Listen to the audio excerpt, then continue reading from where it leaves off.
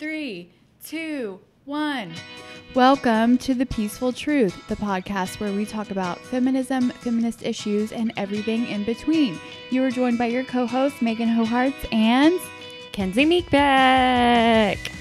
Kenzie, it's a beautiful day in Seattle. It's not raining for the first time in 5.5 years. I know. Well, it was raining the whole way over here, and I'm looking over at the Space Needle because literally outside of her apartment, you can see the Space Needle. Yeah, it's not a bad view. It's pretty good. That's a pretty darn good view out of like the scheme of things in the world. That's pretty good. So I want to start off with a PSA, public service announcement. Okay, I'm ready. Lock your doors. Lock your doors, everybody, even if you don't feel safe. I feel so safe here. And I was downstairs waiting for you to let you into the front door. And there was a police officer talking to our front desk lady. And apparently there is a man who is sneaking behind people, which to get into the front door because it requires a fob, which I do all the time. If somebody is behind me, I'm not going to just like close the door in front of their face. You know what I mean? Which I should, but I don't. And apparently this man is like sneaking in behind people and then going around and banging on all of our doors. Yeah, I guess you should shut it. I always feel bad. Like one person I knew in the city, I would always do that to their apartment because I didn't feel like waiting. So I would just sneak in and sit on the couch. But I didn't do anything. I mean, it's hard not to let people in, but what are we supposed to be like? Show me your key fob. Yeah. Show me your ID that you live Why here. are you here? So everybody, I texted Des right away and I was like, we need to lock the door like nonstop. We feel safe here. And we most likely are safe. But can you imagine how creeped out I would be if apparently he hasn't hit up our floor yet, but I'm going to call the police ASAP. Spooky, spooky. How's your week? My week was good. The nominations for Picture of the Year are out. I don't know if you know this about me, but I try every year to watch all of the movies that are nominated for Best Picture of the Year. Oh, no, I didn't. I thought you meant like, I was thinking like in your office, like the nominees for taking the best photograph all year or something. How did you come up with this? And you were like, I'm in the running again. No. The nominees are out, and so I'm starting to watch all of them. And so on Friday, we watched Get Out. Isn't that one good? Have you seen it? I have. It's good. It's up for Picture of the Year. It makes you feel uncomfortable, but in the best ways, in like the ways that you should be educated on. You know what I mean? Mm-hmm. Definitely. Yeah. And then last night, our friend Allie, and I went to go see 3 Billboards Outside Ebbing, Missouri. Oh, was it good? That's a long title for a movie. It was a really good movie. Not to be critical, but that's a long title. That's the first thing I think of. So what's it even about? Is it about literally some billboards? So a woman's daughter was raped and murdered, and they can't find who did it, and she feels like the police kind of gave up searching. And so she puts 3 billboards up saying along the lines of, my daughter was raped and murdered, nobody's been convicted, why aren't you doing anything about it, with like the chief of police name like huge, why are you not doing anything about it, Chief Watson. And so then it's like this whole story about it. Ooh, it's pretty good. Okay, I'll have to see it. Well, that sounds like a pretty good week. What about yours? I'm also nominated for Best Picture. I'm trying to think. Oh no, Megan, I always forget. So on Tuesday we recorded. On Wednesday I did something. You probably edited our video. Oh no, I went to dinner with Jacob, which is my brother-in-law's little brother, Jackie, his girlfriend, her brother, and Aaron and Chelsea. Oh, perfect. For Aaron's birthday. And then on Thursday night, Chelsea and I cooked and we just relaxed and watched X-Files because we're rewatching all of them. Are they good? Oh, we love them.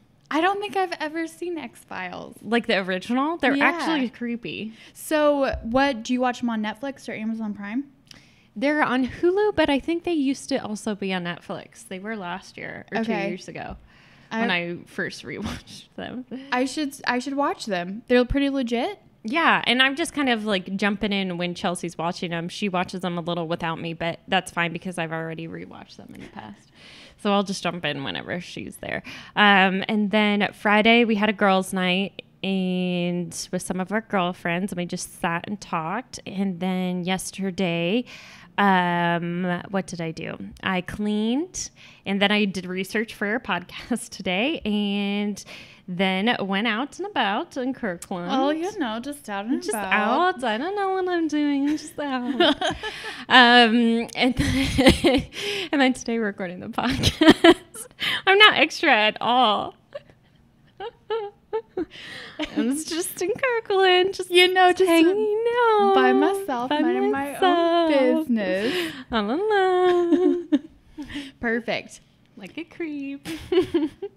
My weekend was similar to yours, movies, research, all of that good stuff. So this podcast we did want to do quite a bit of research on because what are we talking about, Kenz?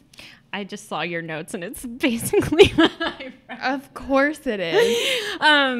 It is about how there's been a spike actually in women running for office in the midterms. And that's great.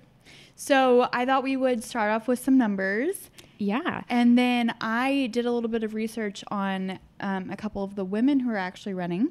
Oh, awesome. Good. Because I did a lot of numbers research and like past history research. Okay. So you start off with the numbers and then I'll jump in with my stories on the two women that I researched. I definitely didn't do that. So I'll cover the basis and then Okay. you can go into them because that's awesome. But I wanted to kind of bring up why it's happening because of the recent women's movement this year. I mean, Megan and I think were feminists before all of this started, but like it just so happened to happen after the first Women's March that we began this podcast. And then the Me Too movement happened a few months after we started the podcast. And so it's just kind of in this height of the time, and which is awesome to be doing this at this time. But so that's why there's been a spike in this general women's movement of the Me Too movement and the women's marches. It's just been a spike, I feel like, in a feminist movement recently. I also just want to personally preface. Oh my God, Carrie. Preface. Okay. This is not about Democrat or Republican, but it's just about being equally represented as women in government in general. So clearly women are 50% of the population. So what is the breakdown in numbers? So from 2011 to 2013, it was at 18%. And I don't know how accurate this is, but that's on Wikipedia. And it remained around 19% from 2013 to now. And it's at around 19.8%. According to Rutgers, is that how you pronounce that university's name? Rutgers, yep. Rutgers University, and they have a whole center for American women in politics. And this is where I'm getting a lot of my numbers today. 22% are in the U.S. Senate, though. There's 6 governors out of 50 states, which that should be at 25 if you're thinking equally. And that's about 12%. There's roughly 20% of the women are mayors out of all the mayors. So according to a Vox article, in the past 2 decades, the U.S. has shrunk from 52% in the world for women's representation to 104. Dang. According to that data that's compiled by the Inter-Parliamentary Union, in this past year alone, the U.S. has dropped 9 places. So that's pretty bad. So how many countries total? 190 countries. So out of 190 countries, we're ranked 104th? Yeah. And we're supposed to be, our reputation, obviously, isn't what it precedes us in the U.S., but... And this was in terms of women who were represented in government? Mm-hmm. Okay. Yeah, it's pretty bad. Okay, so I saw that you had the Times article, but I'm going to jump down to numbers so I won't step on your toes because I had a bunch of other numbers. So some of this is from the Times article. Some of it's actually from Rutgers University, just in general. So around 80% or 80 women were looking into running for governor in 2018, which is doubling the record for female candidates, which was in 1994 the last time. According to Emily's List, which recruits Democratic women, around 26,000 have reached out this past year about starting a campaign. Dang. That's a lot. Were you one of them, Kens? No. Can you see me running? Is that why you said that? I don't know. Can you see yourself running? Would you be my campaign manager? Of course. Oh, okay, girl. We'll see. Kenzie 2018. No, it's way too soon. But not to completely ignore the realities of what spurred the movement, though I didn't want to completely ignore it. And just we also have to look it straight in the face for what the numbers are. About 4 times as many Democratic women are running for House seats as Republican women. The numbers of potential women candidates for U.S. Congress and statewide elected executives. So right now, and this is according, I found this on the website for the center's, what is that center's called? For American Women in Politics at Rutgers. So here are some numbers of who's running right now. So 50 U.S. Senate candidates, and that's out of a total of 100 members. So that's very close. But that would have to mean they would be all elected for it to be balanced. Every single one would have to win. Yeah, for it to be balanced, which is not going to happen. 403 in the U.S. House, not including 4 incumbent women, and there is a total of 435 members. So that's a better running rate, you know. 80 for governor out of 50 states. 24 for lieutenant governor out of 50 states, and they won't all be elected. So, you know, and then 66 other statewide executive positions is how many are running. And then I will wrap up later with some other stuff I did research on after you kind of talk about some of those women that I mentioned out of those numbers. So, from the same Times article that Kenzie referred to, it's called "A Year Ago, They March." Now, a record number of women are running for office. And I also did some research on the other Women's March on Washington by Rebecca Traister from The Cut. So this was a good quote. "Call it payback, call it a revolution, call it the pink wave, inspired by marchers in their magenta hats and the activism that followed. There is an unprecedented surge of the first-time female candidates, overwhelmingly Democratic, like you mentioned earlier, running from offices big and small, from the U.S. Senate and state legislatures to the local school boards." So who are these women? They are doctors, they're mothers, there's teachers, and executives. The first one that I wanted to touch on is Mai Con Tran. She is actually a pediatric doctor. She fled her home country of Saigon, which I believe is now considered Vietnam, at the age of 9. Wow. She worked as a janitor to get herself through Harvard University. What? She started her own pediatric practice, and now she is running for California's 39th congressional district. Talk about the American dream. Seriously. But that's a lot of hard work to put into that. Go, girl. So I went to her website, which is drtran2018.com. Here's a quote. "When I was 9 years old, a U.S. Marine carried me from the tarmac in San Francisco. He was the first American I ever met. It was 1975, and I couldn't thank him because I didn't speak a word of English. Several months earlier, my dad had dropped my 3 siblings and me off at an orphanage in Saigon just before the city fell. None of us knew if we'd ever see each other again. I didn't know then, but my father's selfless act of love gave his children a shot at freedom and at a better life." What is she running for? She is running for California's 39th congressional district. Awesome. So her story continues. Her parents escaped their war-torn country, and the family was actually fully reunited in Oregon 1 year later. Wow. So the parents came to Oregon, all the kids got back together and reunited in Oregon. And was she raised by her father too? Yeah, by her parents. So the family became farm workers, and they picked berries alongside other immigrant families. To make ends meet, her parents would rent out the only bedroom in their house to a stranger, and the whole family would have to sleep in the living room and the kitchen. And she says they were poor, but they were safe. The government helped them out with food assistance and obviously public schools, and they got a lot of help from kind neighbors. She was admitted to Harvard, where she cleaned bathrooms and worked her way through school with Pell Grants and scholarships. She was then admitted to Dartmouth Brown Joint Medical School program with help from scholarships, federal grants, and student loans. And she finished her residency in pediatrics from UCLA and settled down in Orange County, where she has been caring for children and working with their families for the past 25 years. Wow. Not only all of this, but Dr. Tran is a 2-time survivor of breast cancer. What? And she was able to become a mother in her 40s. Neither of these would have been possible without reliable and affordable health insurance. This is from her. I would not be where I am today without the love and support of my family, but also the open arms of a country which accepted me as a refugee, helped me get an education, and set me up with my shot at the American dream. Now I'm looking on in horror as the very pillars of this dream are eroding around us. I'm running for Congress to fight for the dream that this country has always represented to me and to make sure stories like mine remain possible.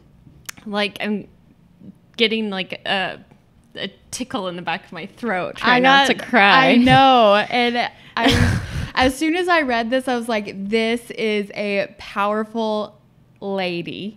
Well, like, it just also puts things into perspective. Like, I've talked to friends, and I've talked, even myself, I've said this several times, where I've felt discouraged and like bummed that things aren't going the way they do, but it shows to like never give up, and you can still achieve what you want. Like this podcast, and like, you know, it just shows like this woman is proof, and wow, that's just awesome. Yep.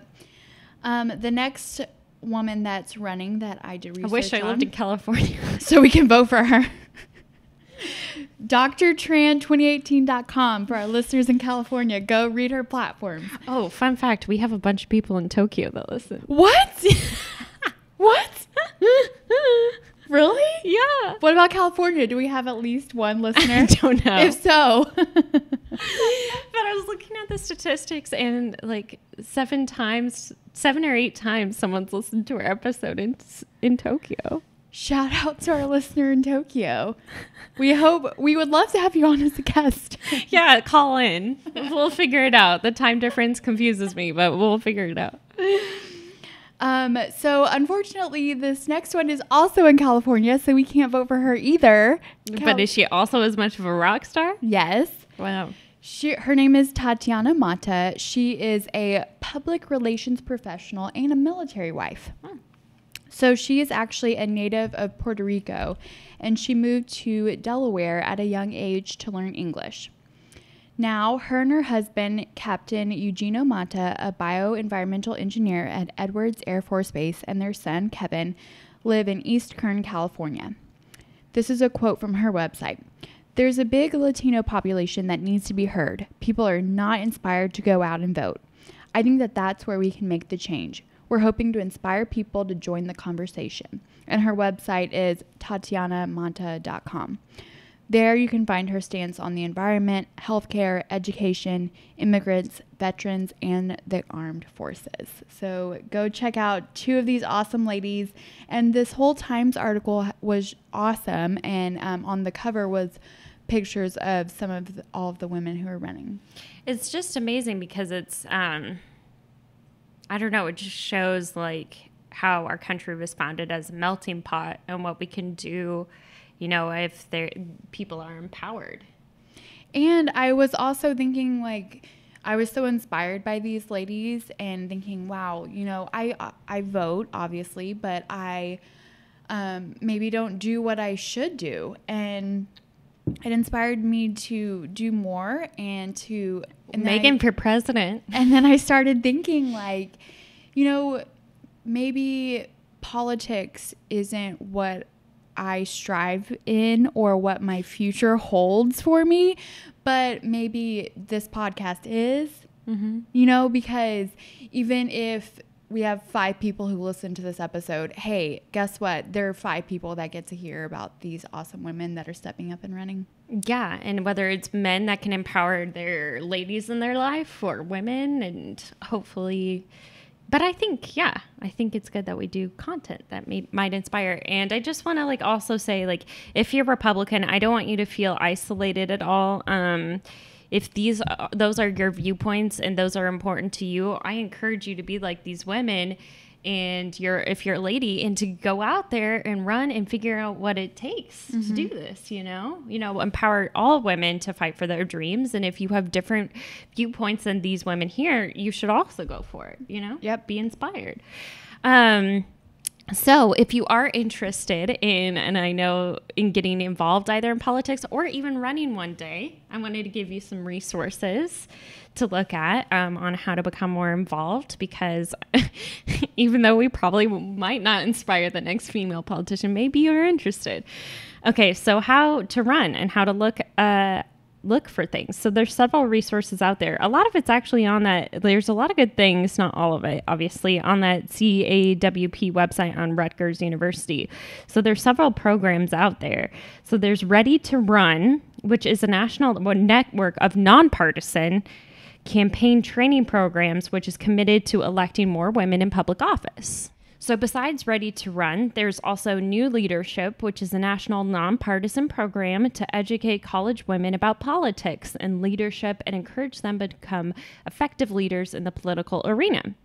There's also a program for little girls called Teach a Girl to Lead, to Lead, which is a project of the same university. So to find out how to get involved with your local either Republican or Democratic Party organizations, like just maybe Google like the area that you live in, whether it be a big metropolitan area or a tiny community. If you Google that, oftentimes there will be your Republican or Democratic belief out there that you can search for and maybe become involved at the very least in those organizations to help elect people. Let's see what else. So you can pay attention, so consume more information about your community. You can start a career in general, so maybe run for your city council and maybe just expand from there. Like, you can make an impact in your community, and your community is important. There's several people there. You make a big impact and give the females a voice in your community, and you can get to know them. Or you can work in the office of a public official, volunteer for a party, and just ask other political female leaders how they got there. Either way, either party, exercise your right and get out there and give yourself a voice. Love it. Thank you for the advice, Kenz. No problem. Do you have a quote for us, Meg? Yes. Okay. It's from Hillary Clinton. Okay. The woman who got closest to becoming the first female president. Voting is the most precious right of every citizen, and we have a moral obligation to ensure the integrity of our voting process. So get out there in the midterms, people, ladies, fellas, and exercise your right. Kenzie, what's your positive thing for the week? Oh, gosh. I haven't thought about it. That it's going to be sunny and in the 60s this week here. Perfect. That's a good positive thing. That is extremely positive. My positive thing is I'm getting my hair done on Saturday. Look at my roots. They're crazy. Girl, I'm getting my hair done on Saturday. Are we going to do our photo shoot the next day? Yes. We're going to be so pretty. We're going to be the prettiest blondes in all of Seattle. We are not conceited at all. No, we're kidding. And also the only blondes in Seattle. Okay. Love you guys. Thanks for listening. Bye. Bye.